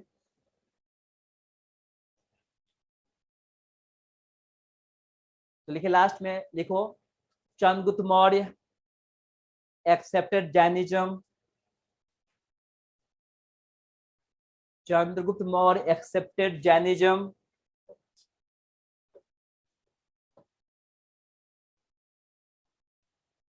And went to Shravana Belagola, क्या नाम है जगह का, श्रावण बेलगोला। जो कर्नाटक में है, नीलगिरी, श्रवणबेलगोला एंड टूक सिलखना। अब बोलेंगे ये सिलखना क्या होता है? जैन धर्म में जो प्राण त्यागते हैं उसी को सिलखना बोलते हैं। सिलखना मतलब salvation through slow starvation, salvation through slow starvation. अगर 1 महीना बाद आप अपने मौत को निश्चित कर सकते हो, 1 महीना बाद मरना है, तो आप क्या करोगे? आज से खाना खाना कम कर दोगे, डेली खाना खाना कम कर दोगे। जब 10 दिन बचेगी मरने के लिए तो खाना पूरा बंद कर दोगे। 10 दिन के अंदर आप राम नाम सत्य हो जाएगा। ठीक है? हाँ, अभी बहुत लोग करते सिलखना, लेकिन इतना आसान नहीं है, इतना आसान नहीं है। प्राण त्यागना इतना आसान नहीं बाबू। किसने? हाँ तो कर सकते हैं, लेकिन उसके लिए बहुत त्याग की जरूरत है। सिलखना कोई नहीं कर सकता। हाँ, देखो कुछ ऐसे मौतें होती है जो जानबूझ के लोग अपने आप को करते हैं। जैसे क्या जल प्रवाह, क्या जल में जो है ना वो डूब के मरना, वो भी क्या अपने उसको क्या बोलते हैं? जल समाधि। जल समाधि लेते हैं। समाधि लेना तो जिंदा ही लिया जाता है। जल समाधि, मिट्टी के ऊपर क्या है, जब भूमि भू समाधि, भूमि के अंदर मृत्यु, अग्नि समाधि, ऐसे समाधि होते हैं जो जिंदा जलते। कर सकते हो क्या ऐसा? सिलखना था कि 1 महीना बाद मरना है, तो आज हम डिसाइड कर सकते हैं कब मरना है, कितने बजे मरना है। और हम लोग क्या है कि अगर 4-5 घंटे खाना नहीं मिलता है तो परेशान हो जाते हैं। रह सकते हैं? दीपल, हाँ सर। क्या सिलखना कर सकती हो? नहीं। नहीं बोलो, जिंदगी जीना है। नहीं, हाँ। अभी नहीं, जब बूढ़ी हो जाओगी ना तब। ठीक है, चलिए। तो अब आ जाते हैं उसके बाद क्या, बहुत ही कम उम्र में चले गए। वो ज्यादा उम्र भी नहीं हुआ था उनका, बहुत ही कम उम्र में, मतलब मुश्किल से वो 42-43 साल के, हाँ 38-40 साल के आसपास होंगे, ज्यादा उम्र नहीं था उनको। बस 298 में ही छोड़ दिए थे। ओके, बहुत ही कम उम्र में जो है ये समाधि लिए थे। एनीवे, इसके बाद आया उनका बेटा सुपुत्र, जिनका नाम था बिंदुसार। ऐसा कहावते हैं कि बिंदुसार का नाम बिंदुसार क्यों पड़ा? तो ऐसे लोग मानते हैं, ऐसे कहावते हैं कि जब बिंदुसार अपने माँ के गर्भ में था तो उस टाइम बिंदुसार जो हेलना है, मतलब ऐसा बोलते, पता नहीं क्या सही है क्या गलत है, कि हेलना तो नहीं होगी, कोई और भी हुआ, क्योंकि उस टाइम हेलना से शादी ही नहीं हुआ था, बिंदुसार का जन्म हो चुका था, राइट ना? तो लेकिन क्या है, उनकी जो पटरानी, उनकी जो सौतेली माँ थी, वो बिंदुसार के माँ के खाना में जहर मिला दिया था, उन्हें पॉइजन डाल दिया था कि अगर इनका अगर बेटा हुआ और मेरे गर्भ से बेटा नहीं हुआ तो इनके बेटे अगर पहला बेटा हुआ तो वो राजगद्दी को क्या होंगे, प्राप्त कर लेंगे, राइट ना? तो इस मर्म से, इस ईर्ष्या से उनको पॉइजन दे देते खाना में। एक स्टोरी ऐसा है, एक स्टोरी ऐसा है कि चाणक्य जो है वो चंद्रगुप्त मौर्य को हर मतलब कि हर दिन जो है एवरी डे भोजन में 1 बूंद पॉइजन खिलाते थे। चाणक्य चंद्रगुप्त मौर्य को उनके खाना में 1 ड्रॉप पॉइजन को एवरी डे मिलाते थे, वो खिलाते थे, इसलिए कि उसका बॉडी उस तरह का एडेप्टेशन हो, मतलब एडेप्ट कर ले, बॉडी एडॉप्ट कर ले, और फाइनली जो है वो किसी विष से उनको फर्क ना पड़े। आई बात समझ में? क्योंकि उस टाइम में विष कन्याएं होती थी। क्या होती थी? विष कन्याएं होती थी। विष कन्या जिसको भी ऐसे नाखून मार दिया सामने वाले, राम नाम सत्य। ओके, तो विष कन्याओं से बचने के लिए कि इनसे कोई छल ना करे, इनकी मृत्यु ना हो जाए, तो इनको क्या कर दिया गया था, इनको उस तरह की बॉडी को बना दिया गया था डेली को पॉइजन करके। तो बोलते हैं कि जब वो पॉइजन मिला दिया गलती से, वो खाना उनकी वाइफ खा ली जिनके पेट में बिंदुसार था। अब वो पॉइजन ऐसा था कि उसे मरना तय था, कोई नहीं बचा सकता था, मरना तय था। क्या करे, मतलब वो तो खुद मरेगी मरेगी, साथ में पेट में बच्चा जो है वो भी मरने वाला है। तो चाणक्य ने बोला कि वो तो मरेगी ही, उसको कोई बचा नहीं सकता है, अगर बच्चा को बचा सकते तो बचा सकते, राइट ना, कि आखिरकार वही उत्तराधिकार है। आई बात समझ में।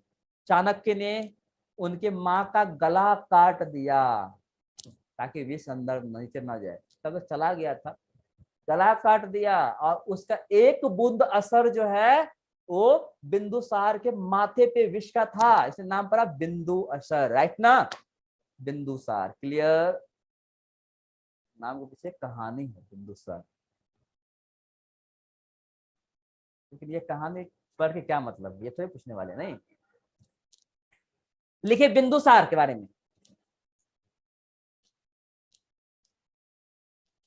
अब बिंदुसार कौन था बताने की जरूरत नहीं है, कौन था? चंद्रगुप्त मौर्य का बेटा। चलिए पहले कहानी सुन लीजिए। देखिए बिंदुसार का प्रण था कि हम जितने भी शादी करेंगे, मतलब जितने भी लड़ाइयां लड़ेंगे, जितने भी वॉर जीतेंगे, उतना शादियां करेंगे। हंस रहा है। He was so formidable leader, formidable king। ये पहली बात आप देखेंगे कि साउथ इंडिया में यहां से लेकर के यहां तक वो जीत लिया था। मतलब इधर जो है बे ऑफ बंगाल को और अरेबियन सी को मिलाने वाला राजा कोई और नहीं, बिंदुसार था। He was so brave like his father। अपने पापा के जितना वो भी ब्रेव था, बहादुर थे बिंदुसार। He continuously won 1 2 3 4 5 नहीं, total he continuously won 16 war. ये 16 वॉर कंटिन्यूअसली जीता था, और इसलिए इसने 16 शादियां किया था। He married या he had 16 wives। क्या? 16 पत्नियां थी उनकी। ऐसा बोलते हैं अकॉर्डिंग टू बुद्धिस्ट लिटरेचर कि उनके 101 पुत्र थे। कितने पुत्र थे? अब बेटियां के तो इतिहास में जगह ही नहीं दिया गया है, तो बेटियां कितनी होगी पता नहीं। अरे बेटियां भी तो होगी, तो बेटियां को कोई जिक्र करता है क्या इतिहास में? तो कितने थे? 101 पुत्र थे। इनके बड़े बेटा का नाम था सुशीम। क्या नाम था?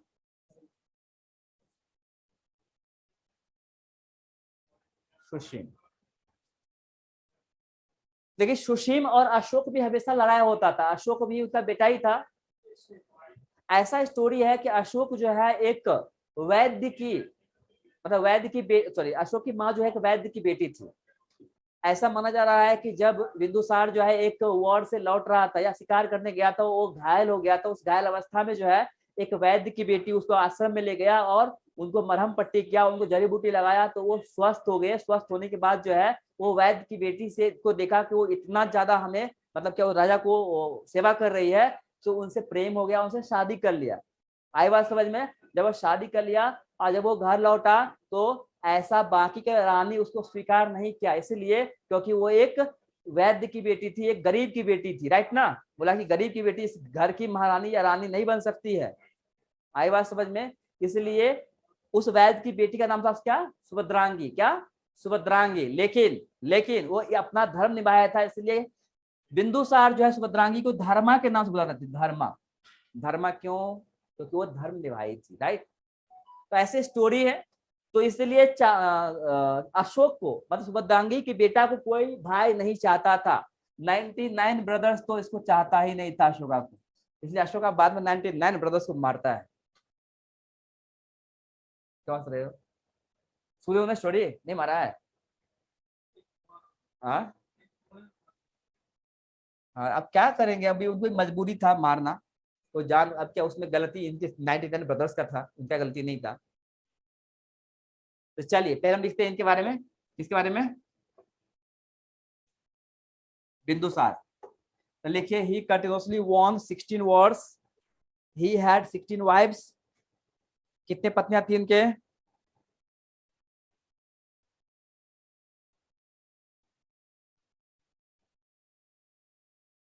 And 101 sons.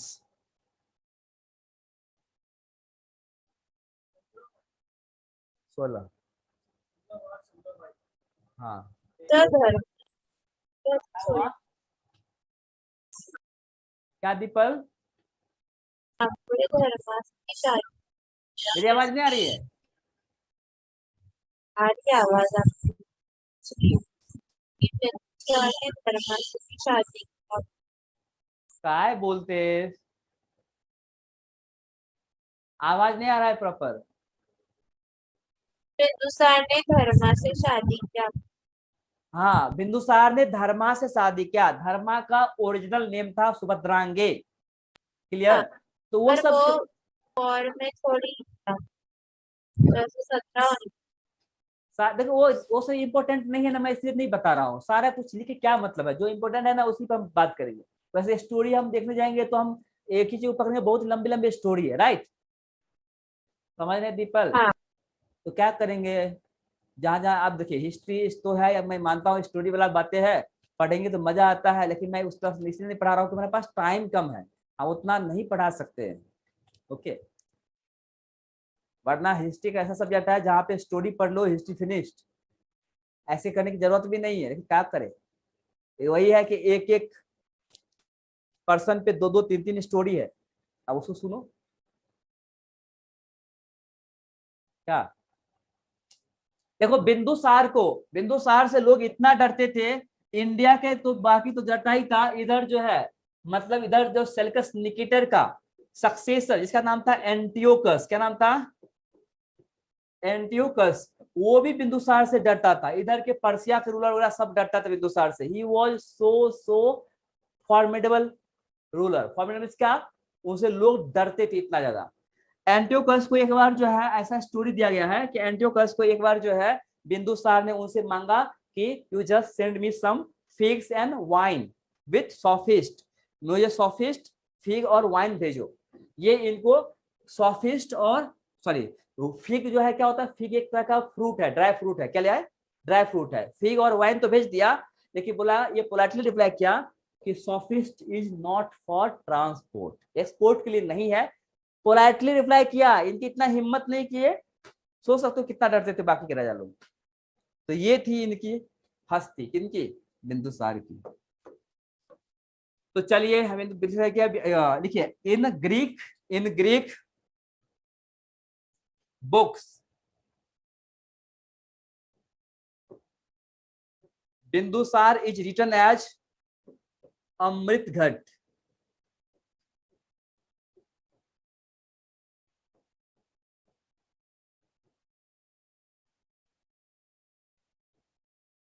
स्लेयर ऑफ फो, मतलब शत्रुओं को संहार करने वाला। स्लेयर मतलब क्या, शत्रुओं को संहार करने वाला, मारने वाला, है ना।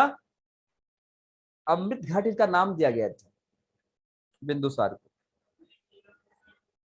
ओके, बिंदुसार एक्सेप्टेड आजीविका आजीविका रिलीजन, बताया ना आपको। बिंदुसार एक्सेप्टेड आजीविका रिलीजन। ओके, अब हम बात आते हैं हमारे अशोका पे। लेकिन एक बात और है, चलो ठीक है पढ़ लेते हैं।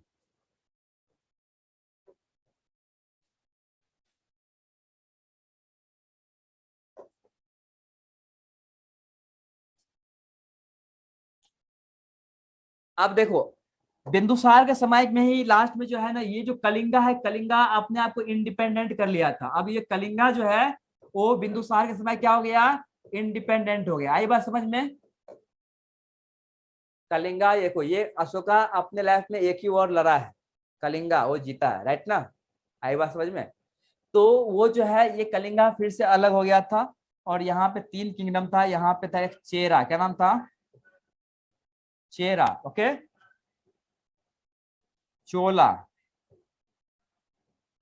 पांड्या, पढ़े हो कहाँ? हाँ, 9th में चेरा, चोला, पांड्या, ठीक है। आप देखो फिर बोले कि अशोका अगर एक ही वॉर जीता है तो अशोका को ग्रेट कैसे बोला गया, और उनको महान सम्राट की उपाधि क्यों मिला? उसकी बहुत सारी वजह है। क्योंकि भले ही अशोका अभी इस टाइम में, देखो एक लड़ाई करने वाला ही योद्धा नहीं होता है, एक जनता को खुश रखने वाले, एक जनता को प्रसन्न रखने वाले, साथ में क्या है कि अच्छा युद्ध, हर चीज में वो एक्सपर्ट हो, वही क्या महान होते हैं, राइट। तो ऐसा नहीं, अपने पिता के समय में जब उनके पिता थे राजा, उस टाइम में वो बहुत सारे वॉर जीता था, एक्चुअली यहाँ पे क्या हुआ कि देखो ये है तक्षशिला और ये जो इलाका है वो बहुत ही प्रॉस्पेरस था। ये देखो तक्षशिला था, ओके, और इधर था उज्जैन। क्या था इधर? ये उज्जैन प्ले स्टोरी समझ लो, और ये था तक्षशिला। तो तक्षशिला का जो गवर्नर था वो था उनका बड़ा भाई, मतलब अशोक का बड़ा भाई सुसीम। सुसीम वॉज दी, तो उस टाइम में बड़ा बेटा को ही क्या बनाते थे? युवराज। सुसीम वॉज युवराज। Susima was the governor of Taxila, whereas Ashoka was the governor of Ujjain.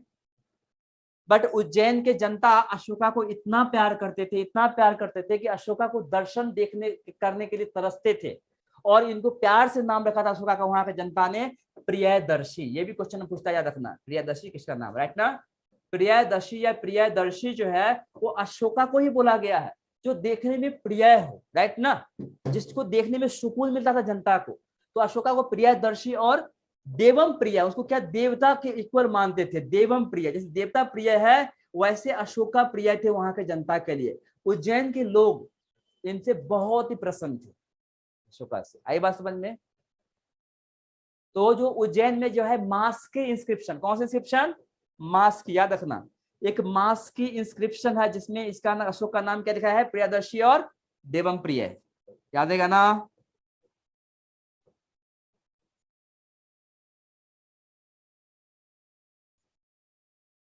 Okay,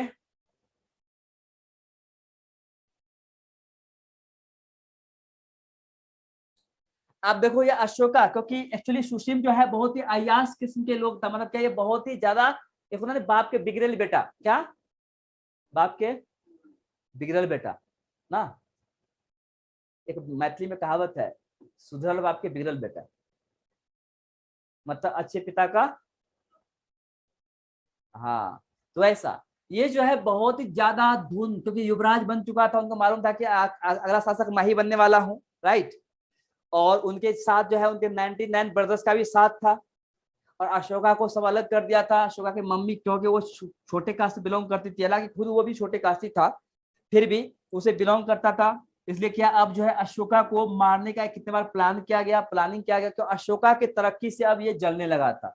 उनके 99 ब्रदर्स अशोका के जब प्रशंसा होता था, वहां के जनता जब उनके बारे में जय जयकार लगाते थे, उनको प्रियदर्शी या देवम प्रिय बोलते थे, तो ये पूरे भारत में ये बातें पहुंचते थे। तो जब ये बातें मगध पहुंचता था तो बाकी के भाइयों को जेलस होता था, ईर्ष्या होता था कि अशोका इतना ज्यादा आगे कैसे बढ़ रहा है, उनसे जनता इतना खुश क्यों है। कितने बार यहाँ पे विद्रोह हुआ, तक्षशिला में जब विद्रोह होता था अशोका को यहाँ से भेजा जाता, अशोका जाते थे, और जाते ही वहां का जनता खुश हो जाते थे, विद्रोह को ऑटोमेटिकली वो रोक लेते थे। अशोका इस तरह का पर्सनालिटी था। आई बात समझ में? तो सिर्फ यही के नहीं, धीरे धीरे पूरा इंडिया के लोग उनसे प्यार करने लगा, प्रेम करने लगे अशोका से। जब ये बात मालूम पड़ा बिंदुसार को, कि बिंदुसार को मालूम पड़ा कि एक्चुअली आने वाला शासक जो है वो मेरा बेटा अशोका ही होने वाला है, मैं गलती से युवराज बना दिया हूँ किसको? सुशीम को, क्योंकि वो बड़ा बेटा था। तो जब उनको मृत्यु सैया पे लेटे हुए थे तो सोचा कि एक्चुअली अशोक को क्यों ना हम राजा बनाएं, क्योंकि माँ और मातृभूमि ये बहुत ही इंपॉर्टेंट है, राइट ना। जब उसने देखा कि पूरे देश के लोग अशोका से खुश है, तो उन्होंने राधा गुप्त, चाणक्य के जो शिष्य थे राधा गुप्त, उनको बोला, सूचना दिया कि अशोका को बुलाओ, हम उसका राज तिलक करवाने वाले हैं। आवाज समझ में? जब अशोका को यह बात आया, जो अशोका यहाँ पे आता, नहीं सॉरी, उससे पहले एक और घटना हो गई। ये प्लानिंग चल ही रहा था कि अशोका को बुलाया जाएगा, ये बात मालूम पड़ गया सुसीम को, उनके बाकी भाइयों को। वो बाकी भाई, सुसीम पहले पहुंच गया, असीम पहुंच ही नहीं गया, वहां पे अपने पिता को मारने लगा, मतलब क्या, उनको अब धीरे धीरे टॉर्चर करने लगा था, उनको खाना या उसके जो है वो बाकी के सेवा वगैरह से। ये बात जो उनकी अशोका की मम्मी थी धर्मा, उसको पसंद नहीं आया। धर्मा जो है इन सारे भाइयों जो है बात कर रहे थे आपस में कि किस तरह से बिंदुसार को मारना है और सुसीम को राजा बनाना है, राइट ना। ये बातें जब मालूम पड़ा तो धर्मा ने जाकर के ये बातें राजा को बताया। ये बात जब मालूम पड़ा कि धर्मा को मालूम पड़ गया, ये बात अशोक को मालूम पड़ जाएगा, तो धर्मा को ये 99 ब्रदर्स ने मार दिया, अशोक के मम्मी को मार दिया, बिंदुसार को मार दिया गया, बिंदुसार और अशोक की मम्मी मर गई।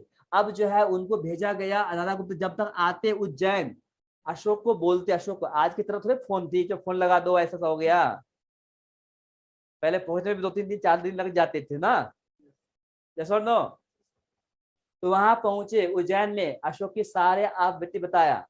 अशोक को उनके गुरु चाणक्य ने कुछ ज्ञान दिए थे। उसने बोला था कि कुछ भी हो जाए, माँ और मातृभूमि के लिए सामने में कोई भी खड़ा क्यों ना हो, जब बात आती है मातृभूमि की, अम्मा की, तो तुम किसी का भी हत्या कर सकते हो, तुम्हें कोई पाप मिलेगा। वही अशोका उसने यही किया, माँ को भी बचाना था और माँ को तुम्हारे तो बदला लेना ही था, और मातृभूमि को भी बचाना था।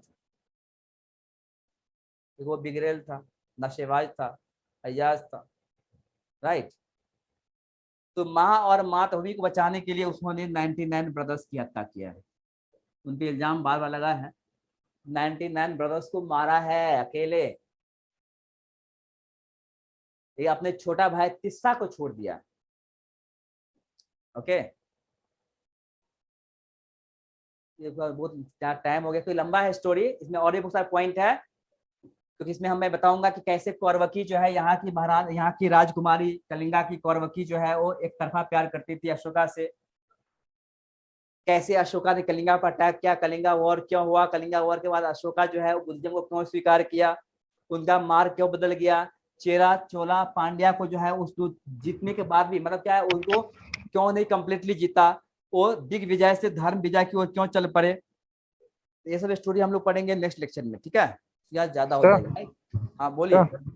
सर आपने बताया कि बिंदुसार के 101 वो थे सन थे, हाँ तो उसमें से सर 99 जो थे वो